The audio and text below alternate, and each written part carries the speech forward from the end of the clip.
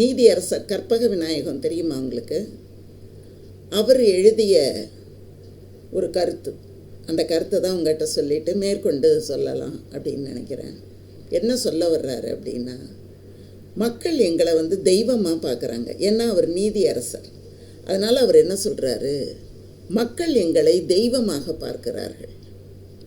அவங்களுக்கு கிடைக்க வேண்டிய நீதியை, அவர்களுக்கு பெற வேண்டிய அந்த நியாயங்களை நாங்கள் அவங்களுக்கு கொடுக்கணும். அதை நாங்கள் கொடுப்போம் அப்படின்னு அவர்கள் நம்புகிறார்கள். அதனால் அவங்க எங்களை தெய்வமாக பார்க்குறாங்க. ஆனால் எங்களுக்கு தெரியும், நாங்கள்லாம் ஒன்றும் பெரிய தெய்வங்கள் இல்லை அப்படிங்கிறது எங்களுக்கு தெரியும். ஆனால் அவங்களுக்கு தெரியாது. நான் என்ன சொல்கிறேன் அப்படின்னா, நாம் எந்த இடத்துல இருக்கிறோமோ அந்த இடத்திற்கு உண்மை உள்ளவர்களாகவும் நேர்மையானவர்களாகவும் நடந்து கொள்ள வேண்டும் அப்படின்னு நீதியரசர் கற்பக விநாயகம் அவர்கள் குறிப்பிடுறாங்க. நாம் எல்லாருக்குமே ஏதோ ஒரு வேலை இருக்கிறது. ஏதோ ஒரு வேலை நம்ம செய்கிறோம். வேலை செய்யாமல் வாழவே முடியாது இந்த உலகத்தில். ஏதாவது பிச்சை எடுக்கிறது கூட ஒரு வேலையாக 4 வீடு போனதான். தூங்காமல் ஒரு இடத்துல உட்காந்துருந்தாதான். அப்படி தான் எல்லாத்துக்குமே ஒரு வேலை. ஆனால் அந்த வேலையை நம்ம எப்படி செய்யணும் அப்படின்னா, உண்மை உள்ளவர்களாக இருக்கணும். அதுதான் ரொம்ப ரொம்ப முக்கியம். எதை செய்கிறோம் என்பது முக்கியமில்லை, அதில் உண்மைத்தன்மை இருக்கிறதா அப்படிங்கிறது தான் ரொம்ப ரொம்ப முக்கியம். போலித்தனமாக இருக்கக்கூடிய மனிதன் 1000 பகைவர்களை விட மோசமானவன் அப்படின்னு குறிப்பிடுறாங்க. போலியாக இருக்கான்ல சில மனுஷன், போலித்தனமாக நடந்துக்கிறான்ல, சும்மா சிரிக்கிறது, சும்மா பேசுறது, சும்மாவே எதுலேயுமே ஆத்மார்த்தமாக இல்லாமல் இருக்கான்ல, அந்த போலித்தனமான மனிதர்கள் 1000 பகைவர்களை விட மோசமானவர்கள். அப்படின்னா நம்மை சுற்றி எத்தனை பேர் போலியாக இருக்கிறார்கள் அப்படின்னு பாருங்கள். நிறைய பேர் பாசமாக இருக்கிற மாதிரி இருப்பாங்க. பாசம் என்பது மருந்துக்கு கூட இருக்காது. அதுக்கு ஒரு உதாரணம் அப்படின்னு நம்ம பார்த்தோம்னா, சார்லி சாப்ளின் எல்லாருக்கும் தெரிஞ்சவர். நகைச்சுவையாக நிறைய நடிப்பார். அந்த மாதிரி அமெரிக்காவில் ஒரு மாறுவேட போட்டி ஒன்று வச்சுருந்தாங்களாம். அந்த மாறுவேட போட்டியில் சார்லி சாப்ளின் மாதிரி நிறைய பேர் மாறுவேடம் தரித்து கொண்டு நடிச்சிருக்காங்க. நடித்தவங்களுக்கெல்லாம் தேர்வு பண்ணி அவங்களுக்கெல்லாம் பரிசு கொடுத்துருக்குறாங்க. 3 பரிசு, முதல் பரிசு, 2வது பரிசு, 3வது பரிசு, 4வது பரிசும் ஒருத்தருக்கு கொடுத்துருக்காங்க. அந்த 4வது பரிசு வாங்கினவர் அழுதாராம். அப்போ அங்கே இருந்தவங்கெல்லாம் கேட்குறாங்க, எதுக்கு அழுவுறீங்க? உங்களுக்கும் தான் ஒரு பரிசு, ஆறுதல் பரிசு கிடச்சிட்டுதே, எதுக்கு அழுவுறீங்க அப்படின்னு கேட்ட உடனே அப்போ அவர் சொன்னாராம், உண்மையான சார்லி சாப்ளின் நான் தான் உண்மையான ஆள். ஆனால் மக்கள் என்ன பண்ணிட்டாங்க தெரியுமா? பொய்யா நடித்தவங்களுக்கு முதல் 3 பரிசுகளை கொடுத்துட்டாங்க. உண்மையாக இருந்த எனக்கு ஆறுதல் பரிசு. இப்படி தான் மனிதர்களினுடைய அறியாமை இருக்கிறது அப்படின்னு ரொம்ப வருத்தப்பட்டாராம் அவர் மட்டும் இல்லைங்க, நம்மளுமே நிறைய வருத்தப்படக்கூடிய நிகழ்வுகள் இருக்குது. போலியானவர்களை புகழ்வது, அந்த புகழ் எவ்வளவுங்கிற அளவே கிடையாது. அளவற்ற வகையிலே போலியானவர்களை புகழ்வது, மயங்கி போவது, இது எல்லாமே மனிதர்கள் எவ்வளவு படித்தவர்களாக இருந்தாலும், எவ்வளவு அறிந்தவர்களாக இருந்தாலும், எப்படி ஒரு அறியாமையிலே மூழ்கி கிடக்கிறார்கள். படிப்பு நிறைய பேர் படித்து பெரிய 4-5 பட்டம் கூட வாங்கியிருப்பாங்க. பயன் என்ன? எதுக்கு படிக்கிறது? அறிவை வளர்த்து கொள்வதற்கும் அறியாமையை போக்கிக் கொள்வதற்கும் தானே. ஆனால் அது இல்லையே. இன்னும் போலி மனிதர்களை நிஜமானவர்கள் என்று நாம் நம்பிக்கொண்டிருக்கிறோம். அதை தான் நம்ம பண்ணுறோம். நீங்கள் பாருங்கள், இந்த ரூபாய் நோட்டுகள், உண்மையான ரூபாய் நோட்டுகள் எவ்வளவு கசங்கி, எவ்வளவு அழுக்காகி, எப்படி குப்பையில் கிடந்தாலும் அது விலை போகும். ஆனால் நல்ல சலவையாக புத்தம் புது நோட்டு, போலி நோட்டாக இருந்தால் போலீஸில் தான் மாட்டுவோம். அந்த போலி நோட்டை எடுத்துக்கொண்டு போய் எதுவும் செய்ய முடியாது.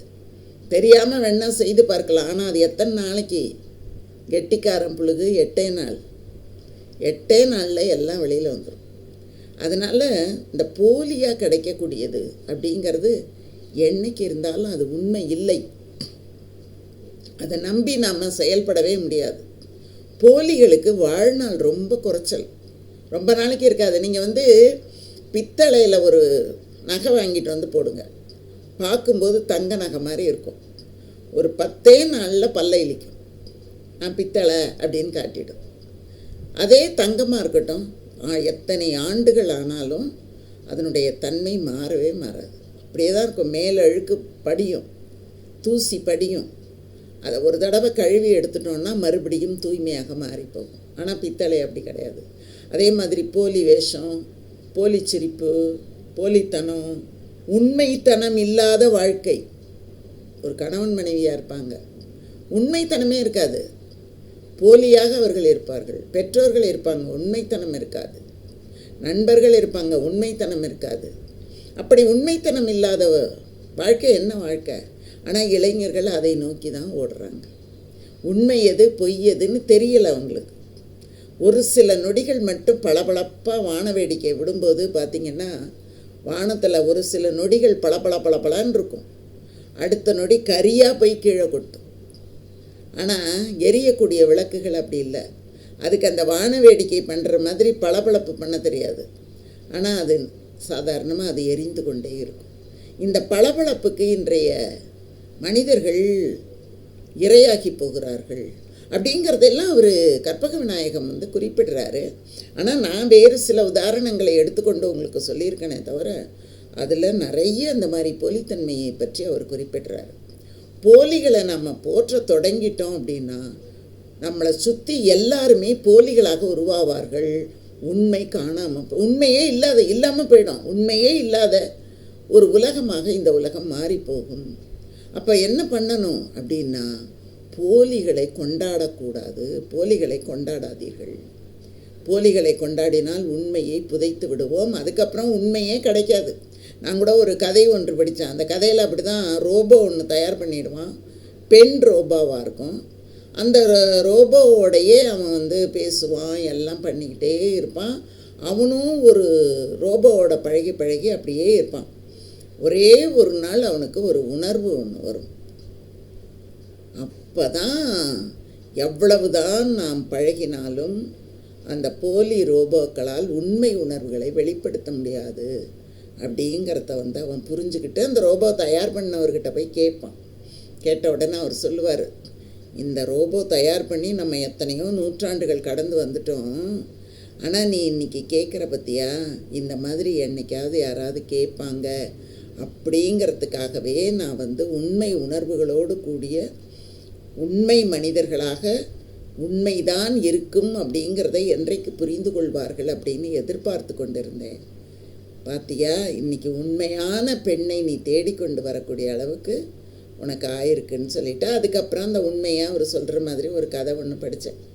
அதனால் விவேகானந்தர் என்ன சொல்கிறாருன்னா, இளைஞர்களை பார்த்து, இமயம் நீ, உன்னோட வாழ்க்கையவே நீ இமயமலை மாதிரி நினச்சிக்கோ. தெருவில் கிடக்கிற மண் குமிச்சு வச்சுருக்கிற மாதிரி உன்னுடைய வாழ்க்கையை நினச்சிக்காத. இமயம் நீ, தாழ்வு உனக்கு ஒரு நாளும் கிடையாது. இமயம் தரையில் படுத்ததா வரலாறு கிடையாது. வானம் நீ, வானத்தில் சுருக்கம் விழுந்து நாம் பார்த்துருக்கவே மாட்டோம், விரிந்த வானம். அதனால் சுருக்கம் உனக்கில்லை, நீ வானமாக இரு. வற்றாத மகா நதி நீ, அதனால் அது சோர்ந்து போகாது. வற்றி போயிடும்ல, சில நதி கொஞ்சம் தூரம் ஓடி நின்றுடும், தொடர்ந்து கடலை போய் அடையாது. அதனால் அவர் சொல்கிறாரு, வற்றாத மகா நதி நீ, சோர்வு உனக்கில்லை. சமுத்திரம் நீ, ஓய்வு உனக்கில்லை. சதா நீ இயங்கிக் கொண்டே இருக்கணும், உனக்கு ஓய்வே கிடையாது. இந்த உலகம் நீ, சக்தி நீ, பிரபஞ்சம் நீ, அண்ட சராசரமும் நீ அப்படின்னு நீ உன்னை நினைக்க ஆரம்பித்தால் விதி உன்னை என்ன செய்யும்? விதியால் எதுவுமே செய்ய முடியாது, அதையெல்லாம் நாம் கடந்து போவோம். வாழ்க்கை என்பது நமக்கு தரப்பட்ட சவால். அந்த சவாலை சந்திக்க பயப்படக்கூடாது, சந்தியுங்கள். சந்தித்த பிறகு சாதியுங்கள், பின்வாங்கி ஓடாதீர்கள் அப்படின்னு விவேகானந்தர் இளைஞர்களுக்கு சொல்கிறார். அப்படிப்பட்ட இளைஞர்கள் தான் இன்றைக்கு நாட்டுக்கு தேவையே தவிர போலியானவர்களும் பொய்யானவர்களும் இருக்கக்கூடியவர்களை நம்பக்கூடிய இளைஞர்களாக மட்டும் இல்லை, இந்த உலகமே அந்த மாதிரி இருக்கக்கூடாது அப்படிங்கிறத தான் இவர்கள் எல்லோரும் நமக்கு சொல்லி கொண்டு வருகிறார்கள். அதை தான் நான் அவங்ககிட்ட சொன்னேன். அதனால் எப்போவுமே நல்ல வலிமை உள்ளவர்களாக, வானளவு உயர்ந்தவர்களாக, இமயம் போல நீங்கள் எல்லோரும் வாழ வேண்டும் அப்படிங்கிறது தான் இன்றைக்கி நாம் தெரிஞ்சுக்கிட்ட செய்தின்னு வச்சுக்கோம். சரிங்களா? நன்றி, வணக்கம், வாழ்க வளமுடன். தொடர்ந்து பாருங்கள், பின்னூட்டம் கொடுங்க.